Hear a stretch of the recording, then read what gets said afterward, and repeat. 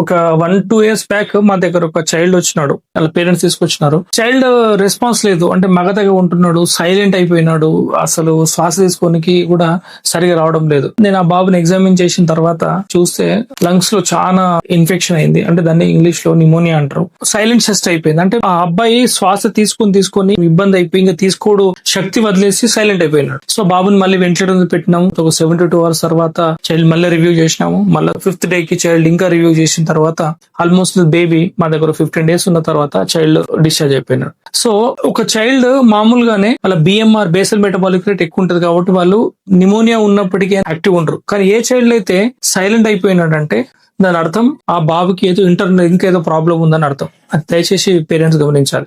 రెండోది ఏంటంటే ఈ నిమోనియాస్ లో ఎప్పుడైనా కూడా సర్ది దగ్గు వచ్చినప్పుడు దయచేసి షర్ట్ విప్పి ఒకసారి చూస్తే ఈ సైడ్ లో రిప్స్ ఉంటాయి కదా, ఇందులో ఈ పక్క సెల్పులు అంటారు, ఈ రిప్స్ ఇంటర్కోస్టల్ అంటారు వీటిని. ఇవి రిట్రాక్ట్ అవుతూ ఉంటాయి, అంటే శ్వాస తీసుకోనికి ఇబ్బంది అవుతుంటది. సో అలా చూసినప్పుడు మీరు దాని తర్వాత వేరే కైండ్స్ ఆఫ్ సౌండ్స్ వినిపిస్తుంటాయి, పిల్లి కుతల సౌండ్స్ అవ్వచ్చు, డిఫరెంట్ సౌండ్స్ వినిపిస్తుంటాయి. ఈ సీజన్ అట్లాంటిది.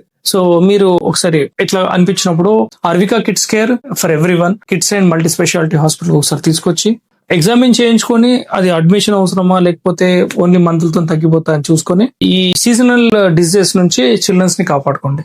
Thank you.